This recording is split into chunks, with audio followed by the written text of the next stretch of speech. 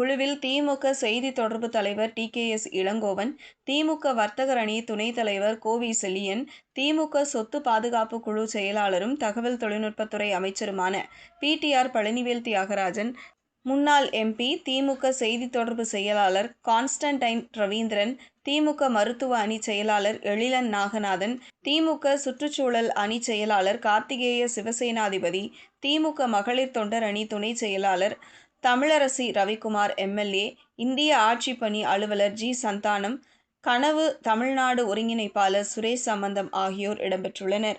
தமிழ்நாடு சட்டசபை தேர்தலுக்கு முன்பாக மக்கள் நலத்திட்டங்கள் தொடர்பாக முதல்வர் ஸ்டாலின் முக்கியமான சர்வே ஒன்றை நிர்வாகிகள் மூலம் எடுக்க வாய்ப்புள்ளதாக கூறப்படுகிறது.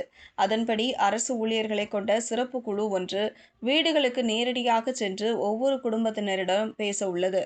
பல முக்கியமான கேள்விகளை கேட்க உள்ளனர். பொங்கல் பரிசு வந்ததா, மகளிர் உரிமை தொகை மற்றும் பள்ளி உதவி தங்கள் வீட்டை சென்றடைந்ததா என விசாரித்து ஒரு படிவத்தை வழங்கி விவரங்களை பெறுவார்கள். படிவத்தை சமர்ப்பிப்பவர்களுக்கு QR குறியீடு வழங்கப்படும்.